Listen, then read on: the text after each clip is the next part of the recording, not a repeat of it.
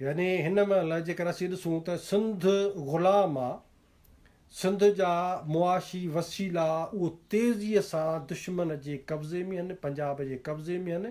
ऐं पंजाब हाणे बिल्कुलु सिंपल ॻाल्हि थो मां चवां त पंजाब यानी जेकॾहिं असीं हिकिड़ी माना मंज़र कशी जे करे कयूं न, मंज़र कशी तव्हां कयो त हिकिड़ो तव्हां सिंध हिकिड़े पेपर ते लिखो, सिंध मथां लफ़्ज़ सिंध लिखो, पोइ जेकर तव्हां हुनजी वज़ाहत कंदा वञो हेठां सिंध, वरी सिंध जो समुंड, सिंध जो दरियाह, सिंध जूं ज़रई ज़मीनूं, सिंध जो कोयलो, सिंध जो तेल, गैस, मादनियात, यानी बेतहाशा दौलत जेका तव्हांखे सिंध जे नाले जे हेठां लिखणी पवंदी।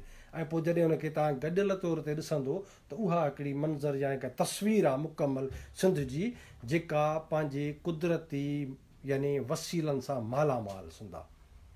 जंहिं ते पाण इलाही दफ़ा ॻाल्हायो आहे, मां चवंदो रहंदो आहियां न, यानी सॼो पाकिस्तान उनजो बजट जो जेको आहे 70% असां सिंध मां खाऊं था। त हाणे मंज़र कशी जे करे कईसीं, वरी बलोचिस्तान ते अचो, साॻो समुंड, बलोचनि जो साॻा वसीला गैस तेल जेके बि आहिनि उहे हुनजा आहिनि।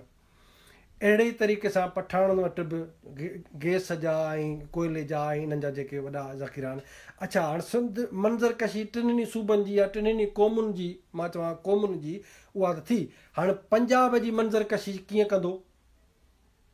जॾहिं तव्हां पंजाब लिखंदो त पंजाब जे हेठां कुझु बि कोन्हे को सवाइ हिन जे त पंजाब जो फ़ौजी, पंजाब जी बंदूक, पंजाब जी जीथरी, पंजाब जी तोप, पंजाब जी टैंक, उनजो F-16, उनजा जंगी जहाज़, उनजो तोबखानो, उनजो बारूद, उनजा बम, सवाइ हिन जे ॿियो पंजाब आहे कोन।